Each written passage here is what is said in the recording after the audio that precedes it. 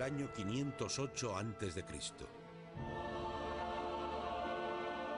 Este sería el primer paso de Atenas hacia el imperio y la gloria. Por primera vez en la historia escrita, el pueblo había reducido a sus gobernantes y conseguido el poder para sí mismo.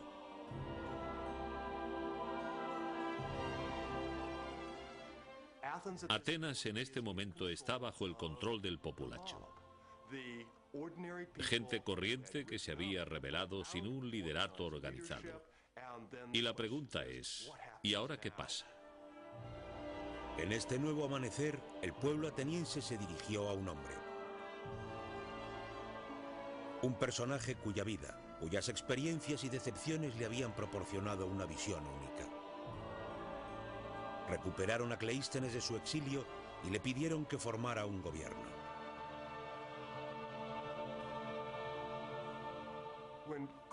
Cuando Cleístenes regresó a Atenas, después de la expulsión de los espartanos, se enfrentó a un notable reto. No existía la posibilidad de coger y volver a poner en el poder a un grupo de aristócratas. No era posible para él declararse a sí mismo tirano. En cierto sentido, lo que Cleístenes tenía que hacer era diseñar una revolucionaria solución gubernamental para una situación política revolucionaria.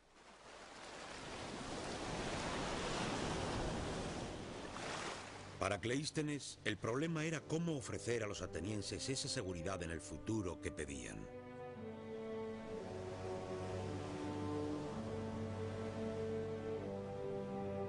En una colina ateniense se estaba excavando en la roca una gran sala de reuniones.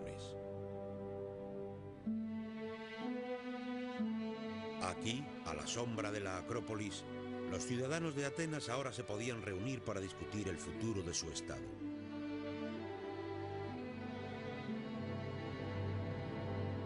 En estos mismos escalones, ricos y pobres podían ponerse en pie y dirigirse al resto de los ciudadanos.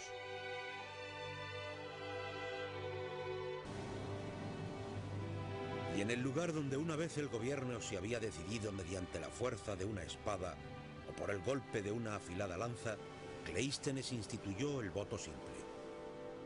Una piedrecita blanca para el sí, una piedrecita negra para el no. Y con esta idea sencilla y elegante, Cleístenes instituyó la ley del pueblo. Un sistema de gobierno que ahora conocemos como democracia.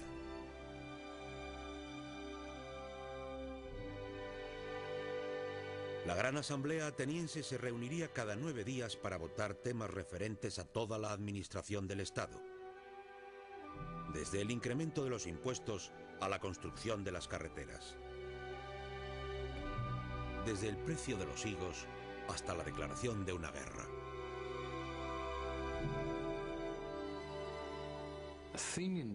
La democracia ateniense es un tipo de democracia muy diferente a la nuestra.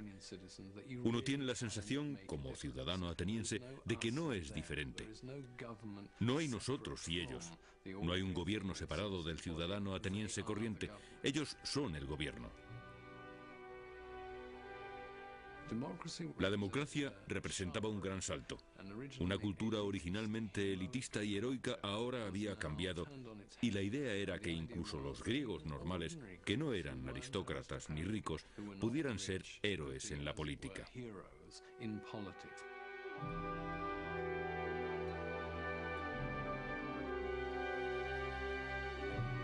Era un sistema de gobierno que transformaría este diminuto estado y desencadenaría la civilización más floreciente que el mundo había visto hasta entonces.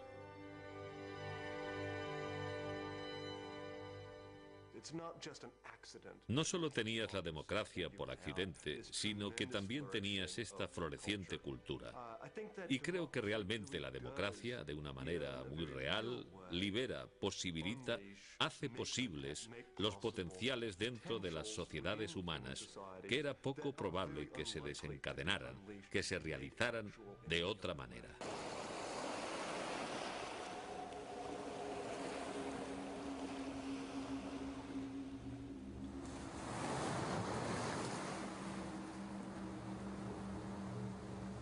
Pero mientras la democracia de Cleístenes se fortalecía, una nueva amenaza se congregaba en el este: el poderoso imperio persa.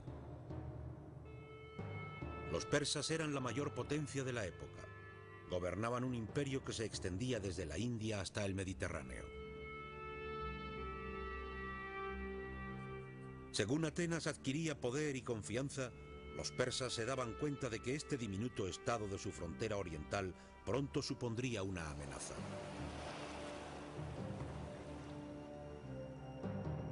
Movilizaron un ejército de 30.000 hombres para invadir Grecia inmediatamente.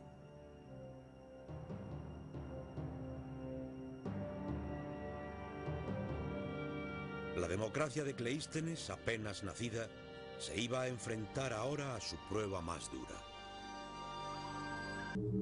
Los persas vivían bajo un régimen de rígida tiranía.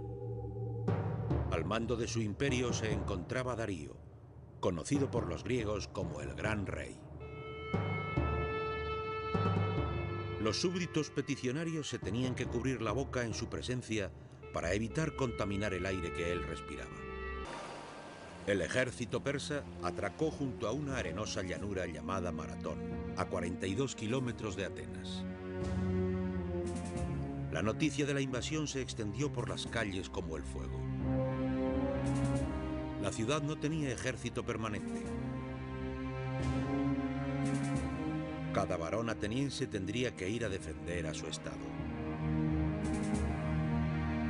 Los ciudadanos más pobres tenían lanzas, palos, arcos y flechas, cualquier arma que pudieran encontrar. Pero el corazón del ejército ateniense serían los hoplitas. Hombres que se podían permitir una pesada armadura de bronce, un escudo, una lanza y una espada. Los atenienses contaban con un ejército pequeño, pero lleno de determinación.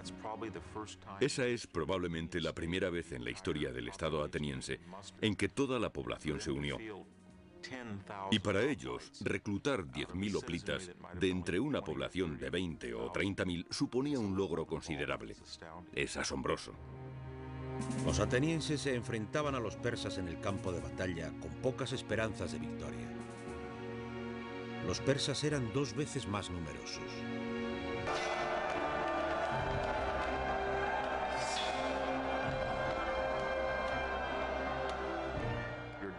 Estás esquivando las lanzas de los hombres que tienes delante y detrás de ti.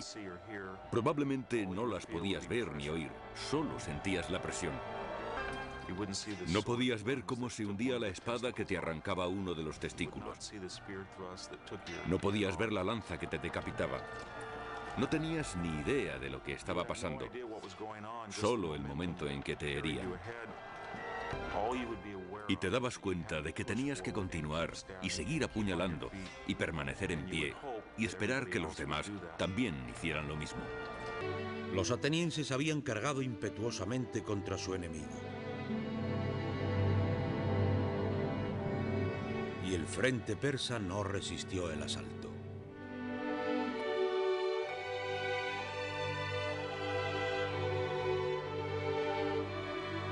Los atenienses aniquilaron a 6.000 persas en aquel fatídico día para Darío. La primera democracia mundial había sobrevivido a su gran prueba. Los atenienses sabían que habían votado por la lucha y esta decisión reflejaba la voluntad de la mayoría de los soldados que se dirigían con determinación hacia los persas. Estos no se encontraban en esa situación en absoluto. La democracia cuenta con los ejércitos más patrióticos, más entusiastas y a menudo más grandes. Los atenienses regresaron a su ciudad para celebrar su victoria.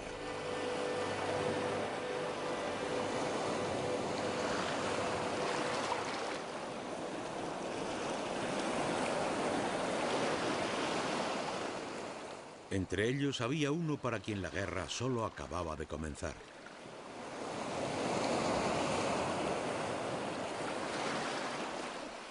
Un general llamado Temístocles.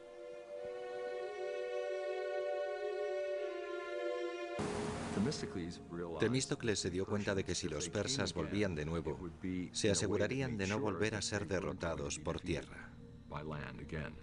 No había manera de que los atenienses se pudieran fiar de las tradicionales técnicas de lucha de los hoplitas.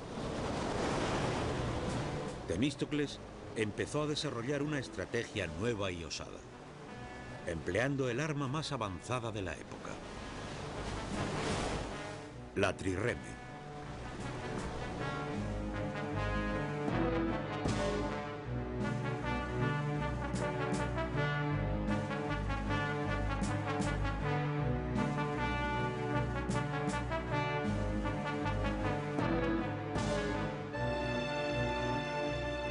Las trirremes habían sido desarrolladas por el Estado griego de Corinto, los mejores armadores del mundo antiguo.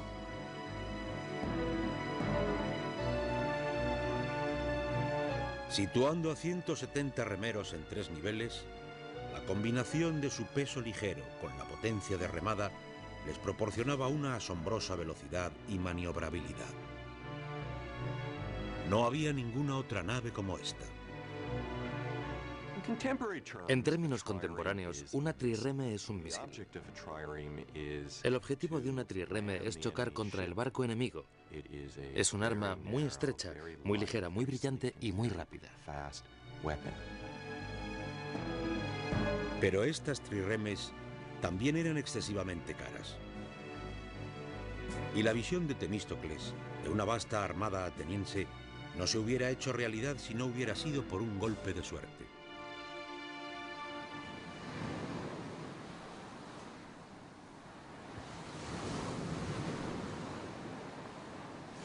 En el año 483 a.C., los atenienses descubrieron un gran filón de plata en su territorio. Valía cientos de talentos, una enorme cantidad en el mundo antiguo.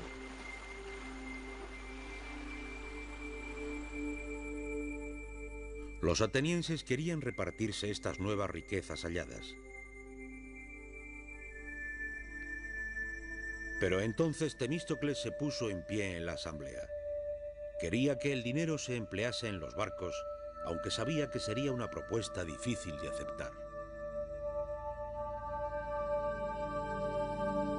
Y por eso Temístocles ideó una sutil estratagema. Su argumento no era que deberían utilizar el dinero para construir una flota para luchar contra Persia, sino que sería mejor utilizarlo para construir una flota contra el rival local de Atenas, la ciudad griega de Egina. Temístocles lo hizo porque sabía que sería demasiado inquietante recordar a la gente la amenaza del pueblo persa. Es un argumento difícil de presentar y da una idea de sus habilidades políticas.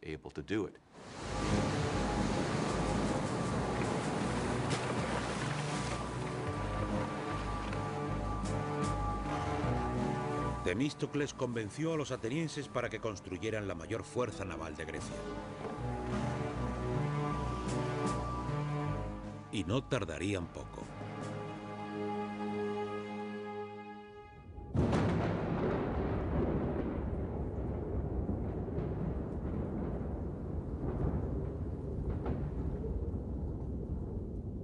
El gran rey persa Darío murió en el año 486 a.C.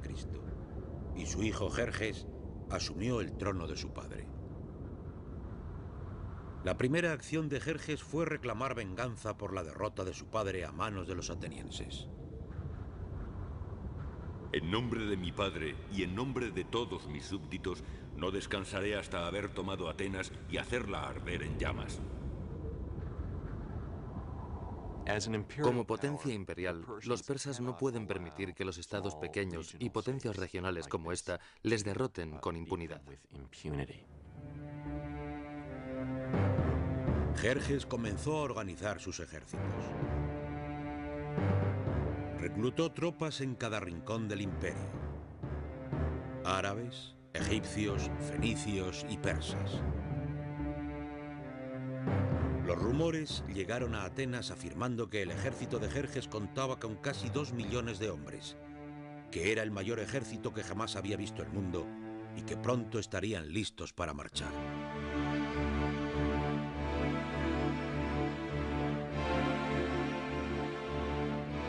Por fin, en la primavera del 480 a.C., las noticias ciertas llegaron a Atenas.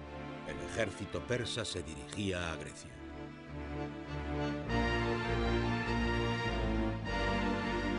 Los documentos históricos dicen que las tropas de Jerjes secaron los ríos, pisotearon los campos,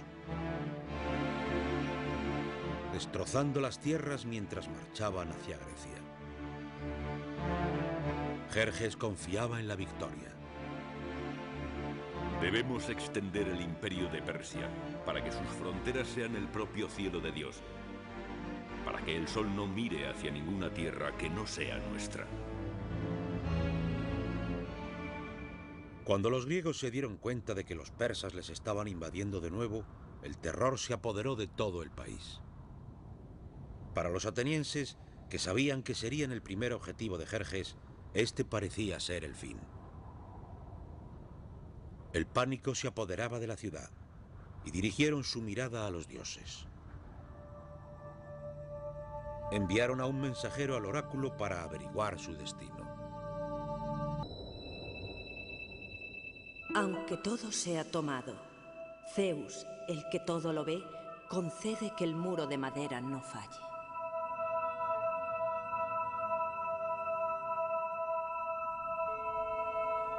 Ahora se preguntaban qué podría ser este muro de madera. Algunos decían que significaba la fortaleza del centro de Atenas, la Acrópolis, pero Temístocles tenía otra idea. Leyó el oráculo e insistió en que tenía una interpretación diferente. Que los barcos eran la barricada de madera que sería la clave de nuestro éxito. El plan de Temístocles era atrevido. Eludir el conflicto en tierra y luchar contra los persas en el mar.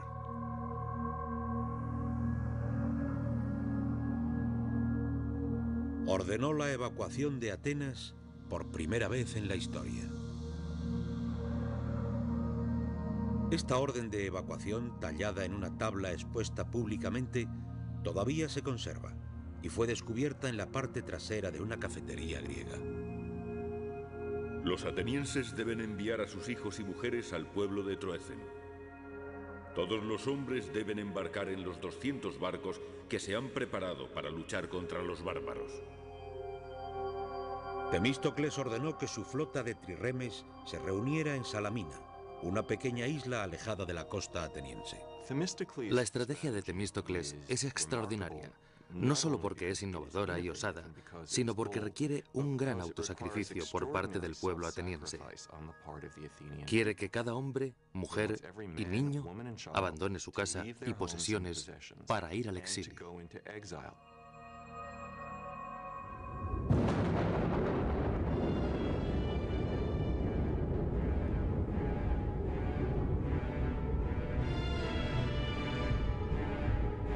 Con Atenas abandonada, el gran ejército de Jerjes entró en la ciudad.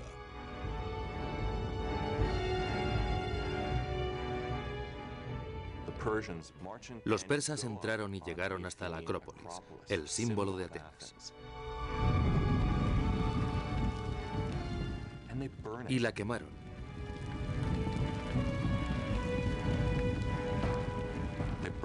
Quemaron los templos y desde Salamina podías ver cómo subía el humo.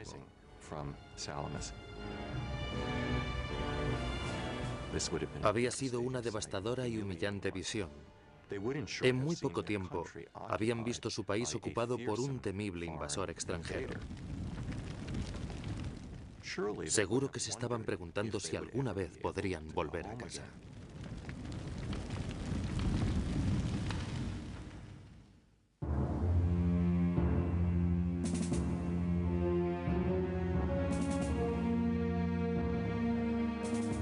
Cuando la noche cayó, Temístocles se reunió con los líderes de los otros estados griegos en la isla de Salamina.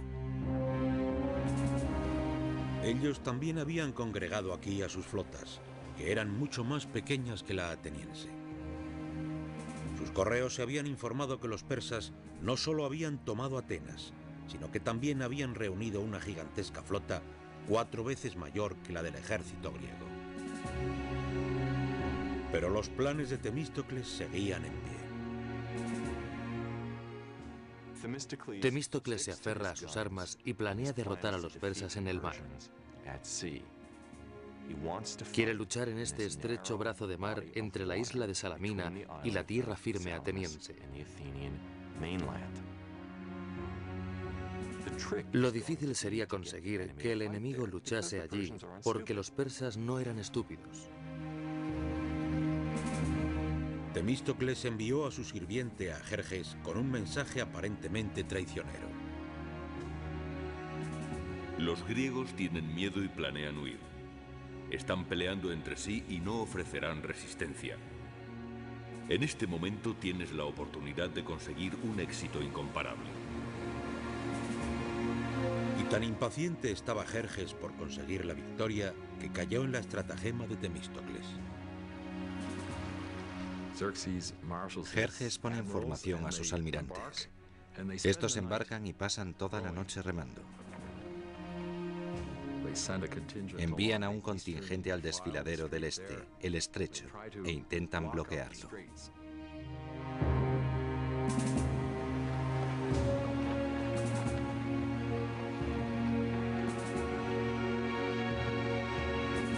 Hasta el amanecer, los persas no se dieron cuenta de la verdadera naturaleza del plan de Temístocles. No se encontraron a los griegos desordenados, sino dispuestos en una línea de batalla que cruzaba el estrecho que tenían frente a ellos. Habían conseguido que la flota persa penetrara tanto en el estrecho que no tenía espacio para maniobrar. Las poderosas trirremes griegas arremetieron contra ellos sin misericordia. El dramaturgo griego Esquilo luchó en la batalla y vivió para relatarlo. Oíamos por todas partes esta voz de exhortación. Avanzad, hijos de Grecia, salvad a vuestra tierra de la esclavitud, salvad a vuestras esposas, salvad a vuestros hijos. Este día la causa común de todos demanda vuestro valor. Las fuerzas griegas embistieron a la acorralada flota persa.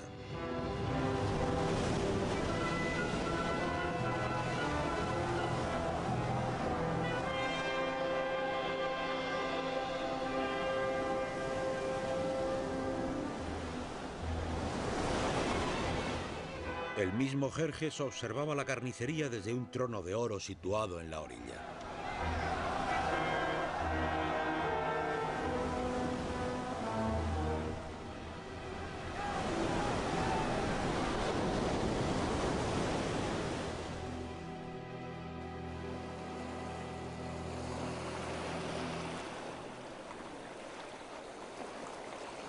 Al final de la batalla, los persas habían perdido 200 barcos. Para los griegos era una victoria extraordinaria y decisiva. La victoria de Salamina es muy importante para Grecia y para los atenienses. Destroza a la armada persa. Ya no pueden garantizar los suministros a su ejército, ni pueden garantizar la seguridad del rey, que inmediatamente debe regresar a Asia Menor si todo va bien. En palabras más prácticas, el juego ha terminado y los griegos han ganado. Los atenienses van a tener en adelante la superioridad naval en el este del Mediterráneo. Así de grande es su victoria sobre la flota persa. Y este momento era suyo. Antes, como ya saben, los atenienses dirigían la confederación naval, pero ahora están en el camino de convertirse en una superpotencia.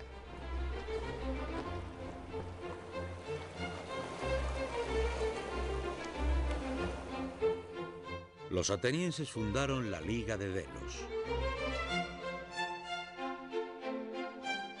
una alianza de los estados griegos ideada para mantener a los persas en jaque. Su tesoro estaba localizado aquí, en la isla de Delos, donde todavía permanecen las ruinas.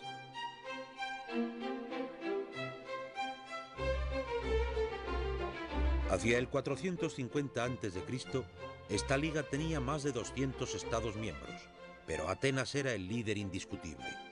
La Liga de Delos se había convertido en el imperio de Atenas, aunque el nombre fuera diferente.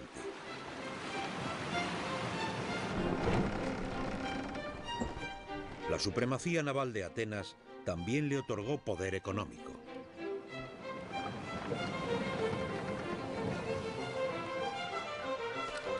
Se convirtió en una ciudad situada en el centro de una vasta red comercial. Los bienes de todo el Mediterráneo iban a parar a sus puertos. En su apogeo, Atenas era la gran manzana, o si quieres, el gran olivo del Mediterráneo oriental. Constantes idas y venidas de los negociantes. Los muelles estaban llenos de gente hablando en diferentes lenguas.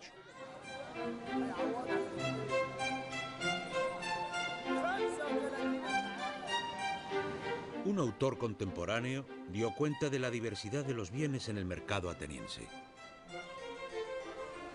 Bueyes procedentes de Cirenia, caballa y todo tipo de pescado del Helesponto. Libia proporciona abundante marfil. Pagasa proporciona esclavos marcados. Cartago, alfombras y diversos cojines de colores.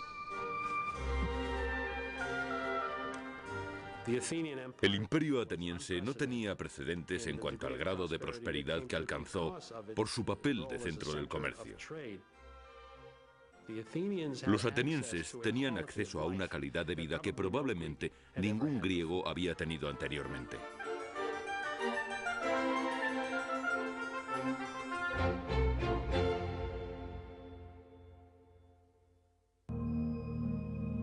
Los atenienses protegían con entusiasmo su democracia de cualquier amenaza extranjera o doméstica.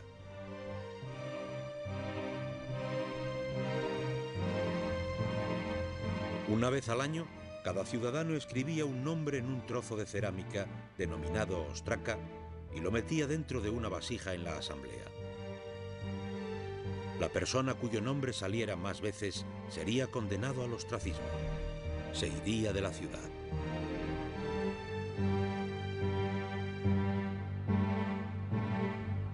Así es como los atenienses protegían su gobierno, expulsando a cualquier persona que creyeran que podía llegar a ser demasiado poderosa. La democracia ateniense podía señalar a cualquier ciudadano, incluso al héroe más grande de la guerra. El mismo Temístocles también se vio atacado.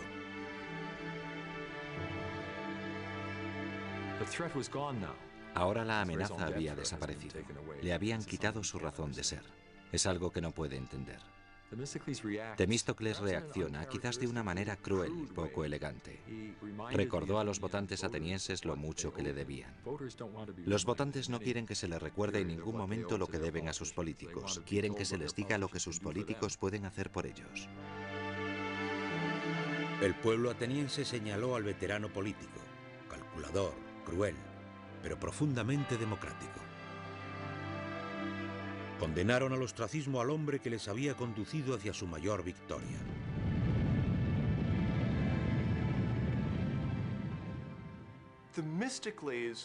Temístocles había sido condenado al ostracismo, creo que porque veían que había crecido tanto que no le cabían las botas.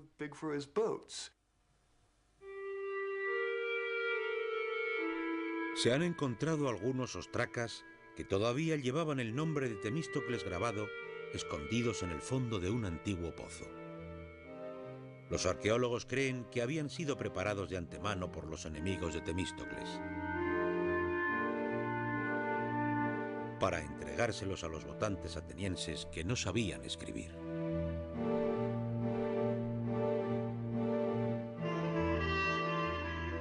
Temístocles jamás se recuperó de esta humillación. Pasó el resto de sus días vagando de estado en estado, muriendo finalmente en el exilio en Persia, el país cuya derrota había sido su mayor triunfo.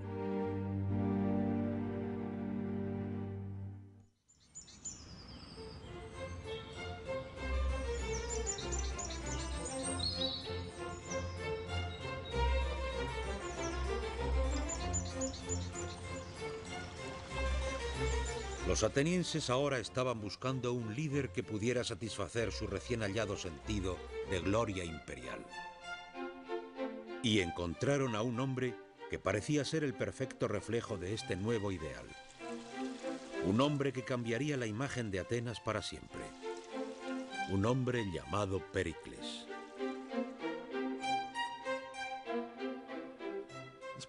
Probablemente no hay otra figura tan importante en la historia de la Grecia clásica como la de Pericles.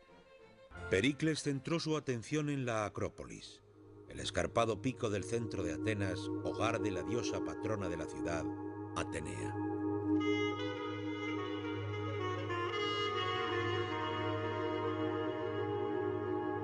Veinte años antes, los persas habían incendiado los templos que se encontraban aquí. Desde entonces, los atenienses no habían tocado estas ruinas como recuerdo a las víctimas de la guerra.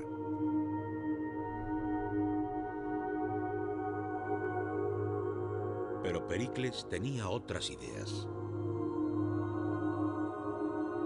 Propuso un plan de reconstrucción masiva. En su centro habría un nuevo Partenón o templo de Atenea, que sería el edificio más asombroso de la antigüedad.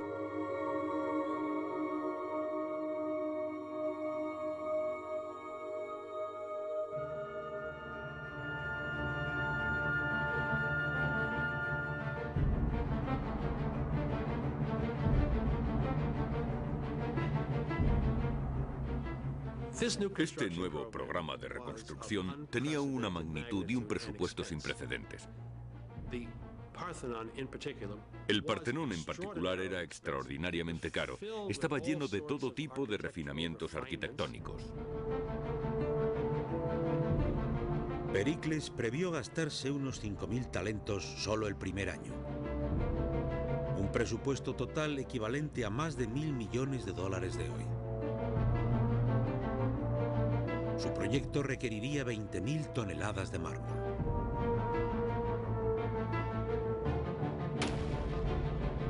Las canteras atenienses del Monte Pantélico, situado a las afueras de la ciudad, atronaban mientras cientos de trabajadores descubrían y extraían grandes trozos de mármol de la montaña. Este templo sería decorado como no se había hecho anteriormente. Participaron escultores y artesanos de todo el mundo griego. Con ellos se encontraba Pericles, ya que el edificio del Partenón era su propio proyecto personal. Seleccionó a los arquitectos, seleccionó a los hombres que diseñaron los planos. Pericles estaba implicado directamente en el proceso de planificación. Algunos protestaron porque estaba engalanando la ciudad como una prostituta. Pero cuando terminaron el edificio en solo 15 años, las críticas se acallaron.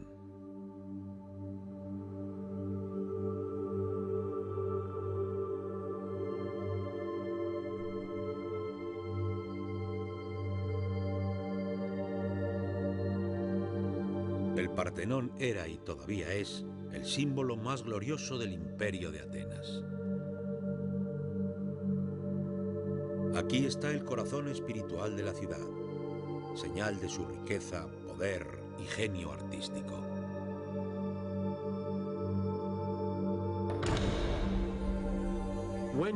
Al entrar, el visitante se debía quedar atónito.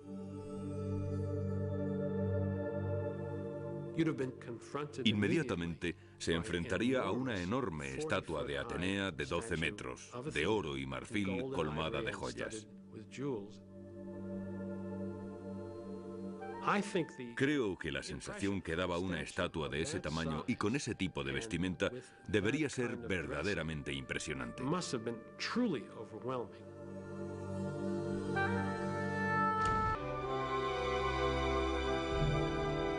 Toda la estructura del Partenón está sutilmente diseñada para compensar la distorsión óptica. No hay ni un solo ángulo correcto en todo el templo. Los pilares están hinchados y el suelo curvado, todo para dar la apariencia de perfección. Es un asombroso testamento para los logros de la democracia ateniense. Un día, en el año 431 a.C., Pericles se subió al pódium y presentó a los atenienses un osado y novedoso plan. Una propuesta que ofrecería a los atenienses su gloria suprema. Pericles pretendía derrotar al último rival de Atenas, la ciudad-estado de Esparta. Esparta era el único estado que competía con el poder de Atenas. Los espartanos controlaban todo el sur de Grecia y tenían una temible fuerza militar. Sus ciudadanos se preparaban desde su nacimiento para la guerra.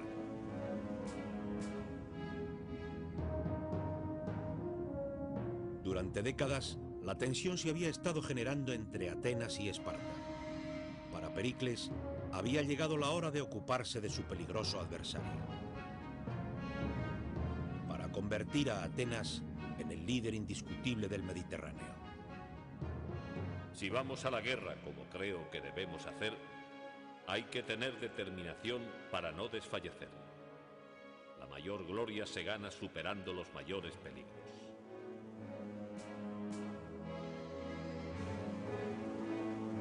La asamblea apoyó el plan de Pericles. Los atenienses nunca se achicaban ante la lucha. Los antiguos griegos en general no eran ni por asomo amantes de la paz. La paz era la interrupción de la guerra y no lo contrario. Y los atenienses eran tan belicosos como otros griegos cualesquiera.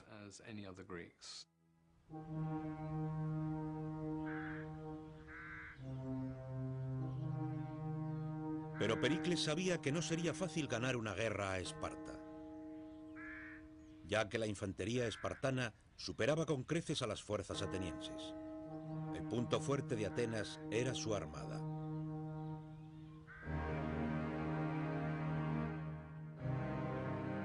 Así que Pericles propuso una estrategia de asombrosa complejidad y sofisticación.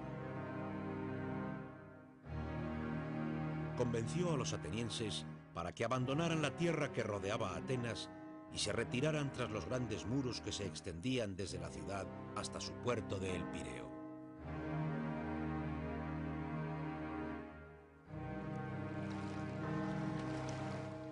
Pericles abastecía a la ciudad por mar. Los mercaderes traían grano, trigo y otros productos esenciales desde las colonias atenienses y países aliados del Mediterráneo.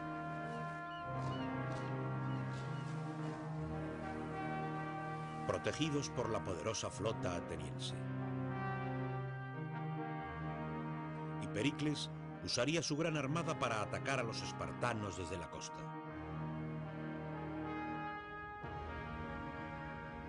Era una estrategia basada en una serie de supuestos evaluados con precisión.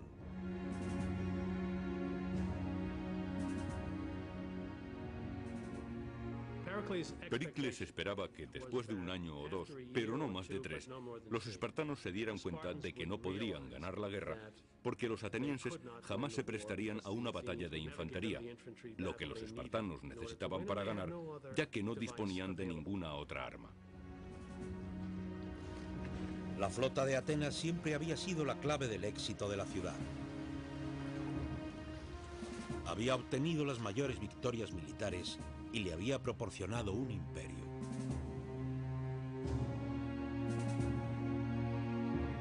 Pericles estaba seguro de que ahora esta flota podía proporcionar a Atenas su mayor triunfo.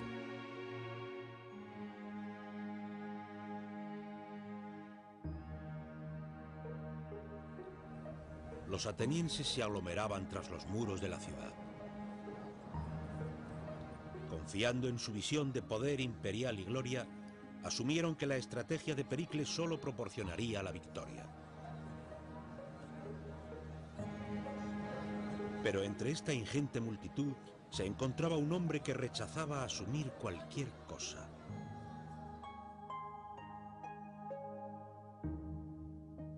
Un hombre único en la sociedad ateniense. Un hombre llamado Sócrates.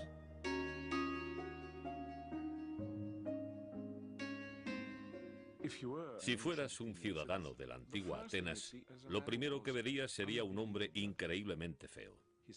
Tenía la cabeza demasiado grande, los ojos demasiado grandes, su nariz estaba mal hecha. El aspecto de Sócrates rompe todas las reglas de belleza de la Grecia clásica, del concepto de proporción y medida.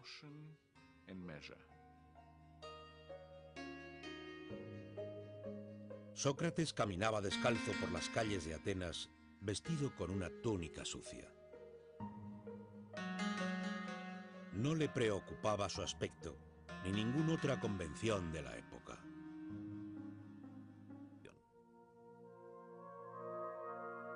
Sócrates se pasaba el día conversando, caminando por las calles de Atenas, hablando y debatiendo con cualquiera que se encontrara.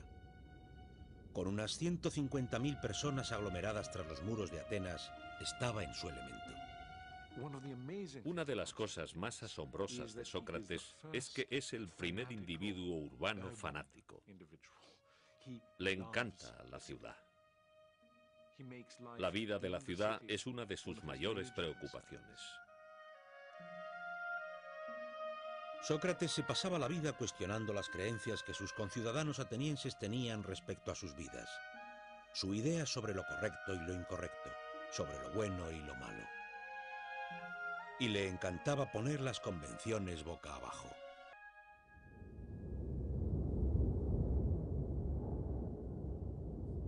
Pero mientras Sócrates se pasaba la vida debatiendo, su ciudad estaba empeñada en una guerra.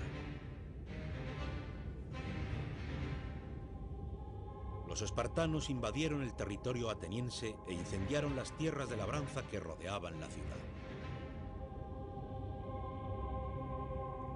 Los atenienses estaban cada vez más inquietos.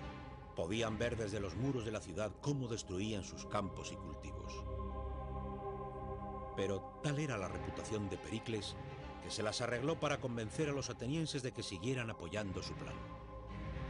La ciudad podía confiar en su flota y en las mercancías provenientes de todo el mundo para su suministro. Pero lo que Pericles ignoraba era que su flota transportaba una amenaza aún mayor.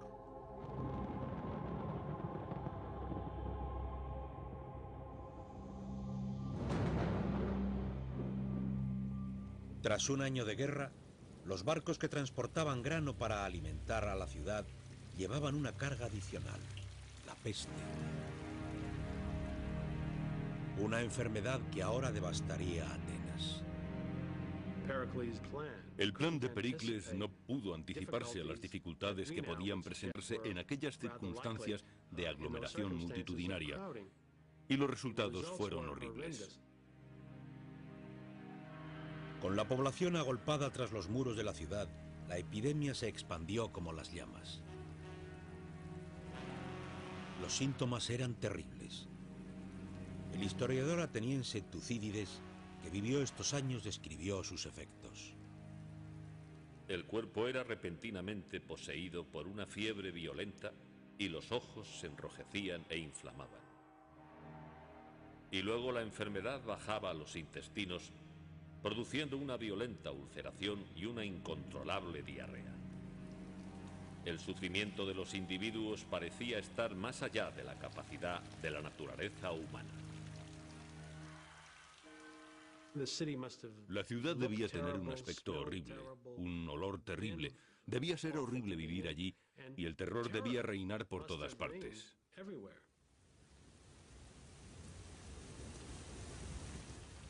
Los afectados, sacudidos por la fiebre y por una sed terrible, se arrastraban hasta los depósitos de la ciudad y conductos de agua para morir.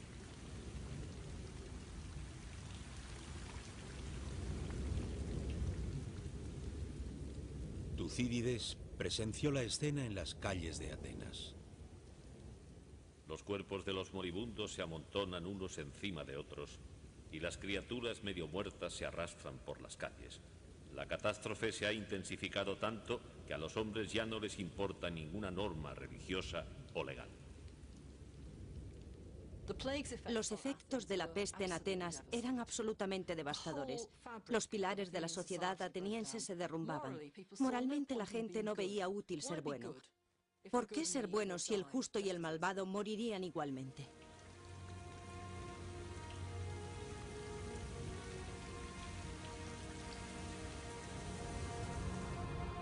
La peste mató a alrededor de 1/3 de la población de Atenas. Y también afectó a la cabeza de la ciudad, Pericles.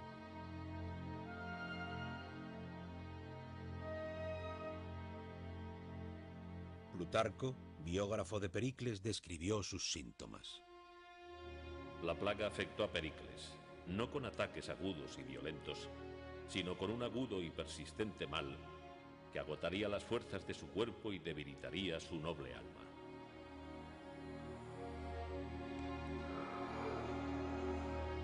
Al final, el héroe patricio de la ciudad se vio obligado a confiar en pociones y magia para intentar curarse.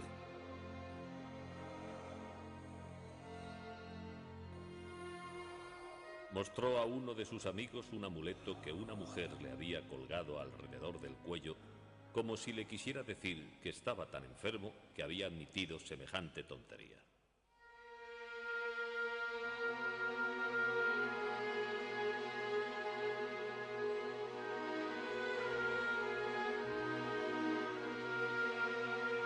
Finalmente, tras 6 meses padeciendo esta debilitante enfermedad, Pericles murió en el año 429 a.C.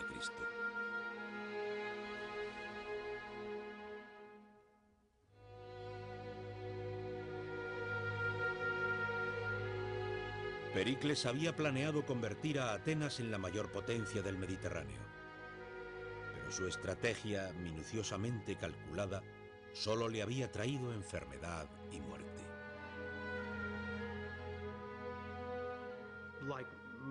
Al igual que la mayoría de los hombres brillantes, al igual que la mayoría de la gente que había tenido un gran éxito en sus vidas, Pericles ignoraba hasta qué punto las cosas pueden estar fuera del control de la mayor inteligencia y de las mejores mentes.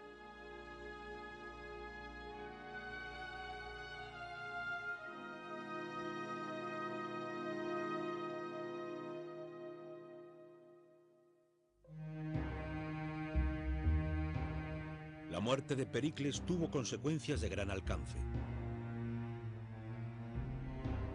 Pronto estuvo claro que este hombre había sido el eje del Estado ateniense.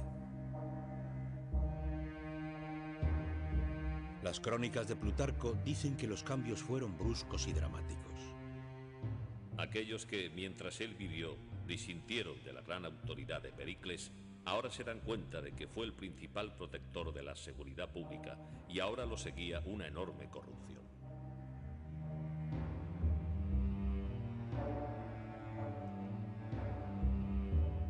Ahora se ponían de manifiesto las debilidades de la democracia ateniense.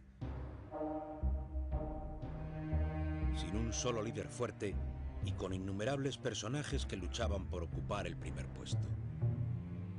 Y estaban dispuestos a hacer lo que la gente quisiera si eso les daba poder. Los sucesores de Pericles, que querían ganar el liderazgo, se guiaban por los prejuicios y las pasiones de las masas para ganar su apoyo.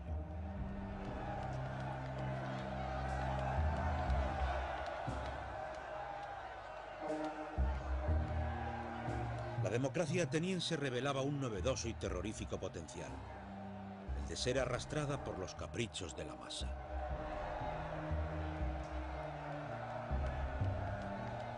Debilitando su talento para luchar en una guerra.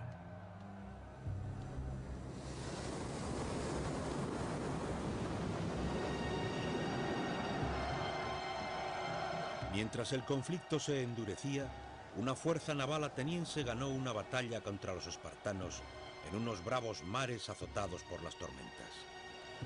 Los generales que iban al mando de la fuerza regresaron a Atenas esperando un recibimiento de héroes.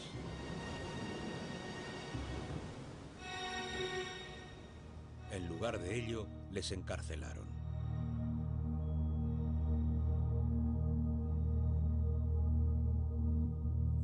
La tormenta había forzado a los comandantes a navegar directamente hacia Atenas, sin poder recoger a los soldados que habían caído por la borda durante la batalla.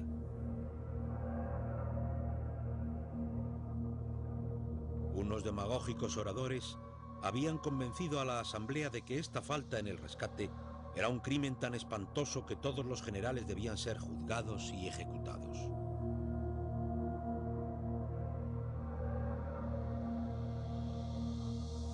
Sabemos que un solo hombre se levantó e intentó frenar a la multitud: Sócrates.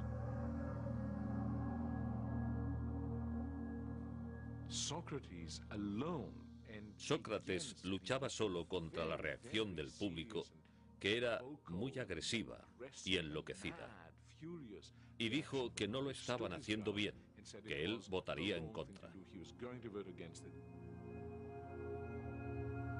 El principio de Sócrates de cuestionar a la sociedad en la que vivía ahora tenía un propósito real y práctico.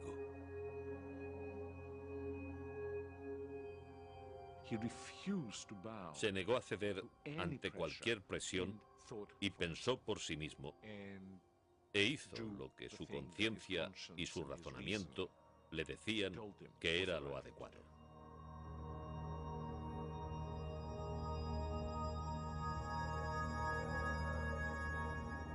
Pero al fin y al cabo, Sócrates era la única voz entre la multitud y no podía ejercer ninguna influencia sobre la asamblea. Condenaron a los generales a muerte haciéndoles beber cicuta.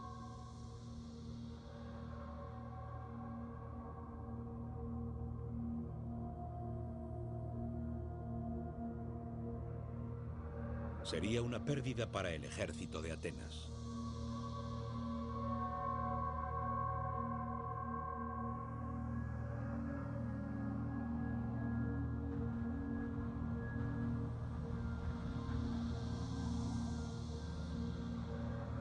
Con la asamblea en manos de déspotas que solo se preocupaban de sí mismos, la otrora gloriosa Atenas empezó a perder su rumbo. Tras la muerte de Pericles, Atenas jamás volvió a tener un líder político con una visión de futuro o con una serie de metas que podría intentar alcanzar con la esperanza razonable de hacerla realidad.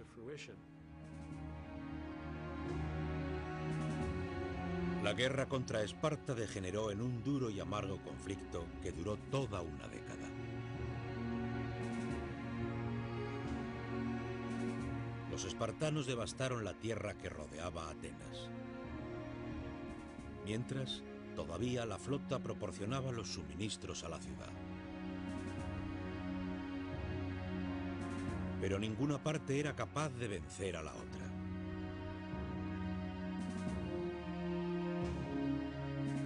Privada de la victoria, Atenas estaba cada vez más frustrada. ¿No eran ellos el mejor estado de toda Grecia? ¿Seguro que llegaría la hora en que Atenas demostraría su poder de una vez por todas?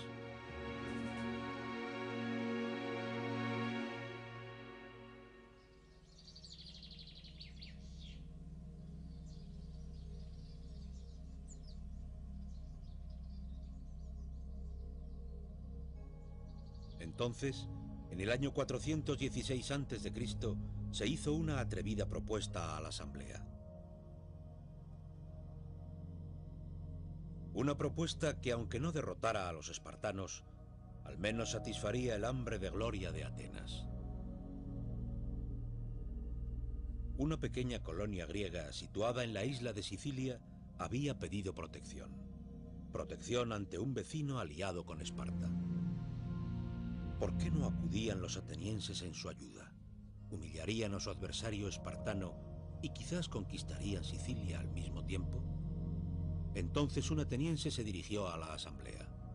Así es como ganamos nuestro imperio y así se han ganado todos los imperios. Permitidnos poner en marcha esta expedición, la cual destruirá la arrogancia de los espartanos y al mismo tiempo nos convertiremos en los gobernantes de toda Grecia.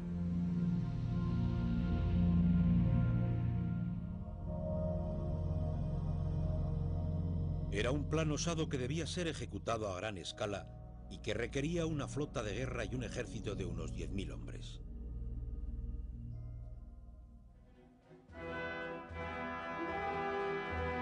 Los atenienses se lanzaron al proyecto con fervor. Los armeros forjaron nuevas armas. Los soldados probaron su equipamiento. La flota cargaba las provisiones y los carpinteros de navío prepararon sus buques para navegar.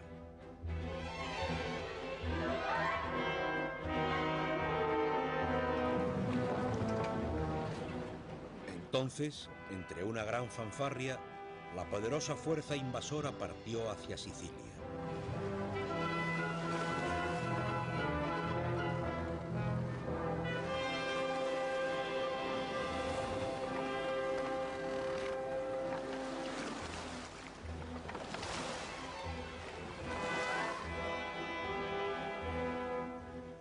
Seis meses más tarde se recibieron noticias de ellos.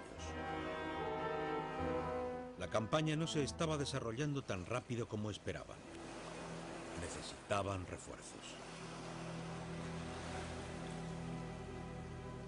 Y luego, nada. Ni una noticia.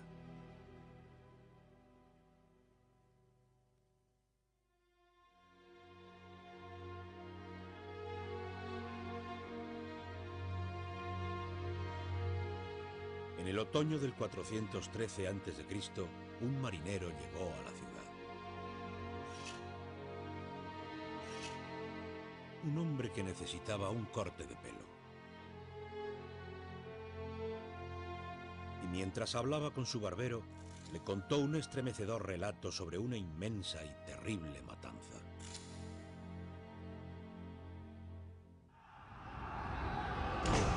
Era la historia de un ejército invasor que había sido inmovilizado a su llegada, de cómo sus mandos habían discutido entre sí acerca de la estrategia, de cómo se les había agotado la comida y el agua, de cómo habían intentado vadear un río en un desesperado intento de escapar.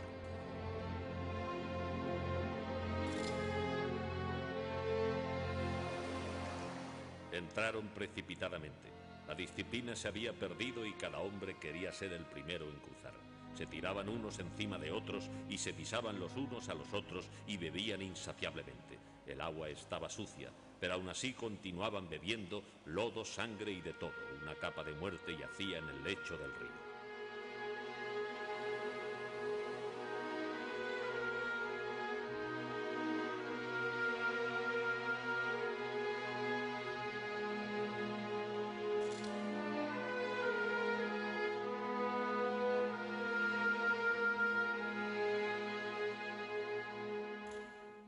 Así fue como los atenienses descubrieron que habían sufrido una de las mayores derrotas de la historia antigua. Unos 50.000 hombres habían sido asesinados o apresados. 2 flotas enteras de preciadas trirremes atenienses habían sido destruidas. La campaña siciliana fue un desastre por diversas razones. En primer lugar, sucedió a gran distancia, unos 1000 kilómetros. En cuanto llegan, discuten para ver lo que tienen que hacer. Pero quizás el mayor problema es que no existió ninguna razón táctica para hacerlo. No hubo razón estratégica para llevarlo a cabo. El único motivo fue que a ellos les interesaba personalmente. Los atenienses, poseídos por una visión de gloria, se habían comprometido a llevar a cabo una campaña inútil y vana. Tenían la idea equivocada de que podían hacerlo rápidamente. Desembarcar, lograr una rápida victoria y ganar un rico estado tributario. Tucídides registró las dimensiones de la devastación. Fue la acción más notoria que conocemos de la historia griega, ya que fue una derrota absoluta. Las pérdidas fueron totales. El ejército, la armada, todo fue destruido.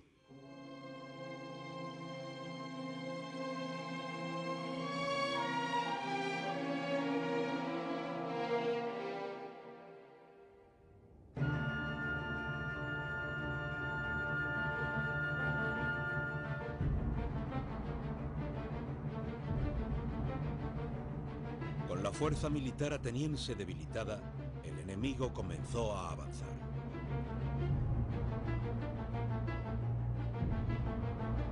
Los persas, que habían sido humillados por los atenienses 50 años antes, veían ahora la oportunidad de vengarse. acudieron a los espartanos ofreciéndoles ayuda. Los persas lo habían estado observando detenidamente y decidieron intervenir y ayudar a los espartanos. Y esa ayuda fue en forma de remeros y barcos. Aunque Esparta no había sido una potencia naval con anterioridad, ahora tenía una flota pagada con el oro persa.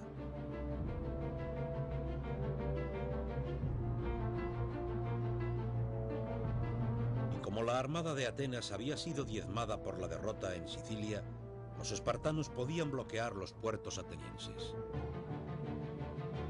Los enormes convoyes de grano procedentes de Egipto y de las colonias ya no tenían acceso. Y finalmente, los atenienses empezaron a morir de hambre por las calles.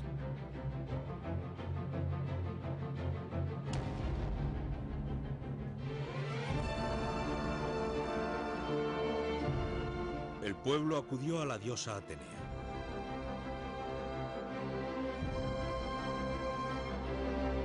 Cuando Atenas estaba en pleno auge 30 años antes, Pericles la había honrado con el templo más glorioso visto hasta entonces.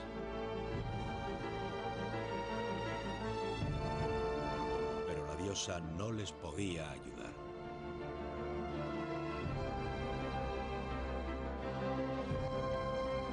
Atenas, que anteriormente había estado tan segura de su preeminencia en el mundo griego, ahora era el hogar de una población devastada por la peste y la guerra, asediada y hambrienta, con sus arcas vacías y con su otrora orgullosa flota paralizada. En el 404 a.C., Atenas finalmente se rindió al comandante espartano Lisandro.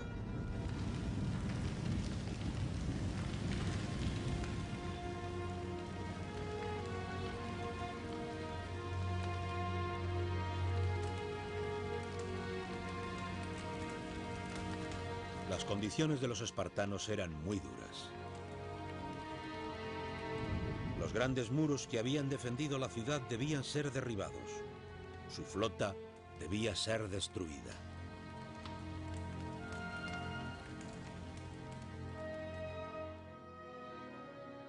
Tenemos este maravilloso grabado de Lisandro navegando por el Pireo, desmantelando la flota ateniense.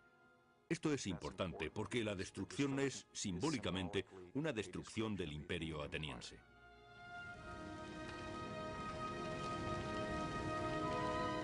Los restos de la gigantesca armada de Atenas fueron quemados.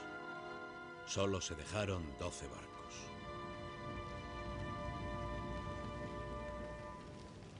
Ya no dominaría el Mediterráneo.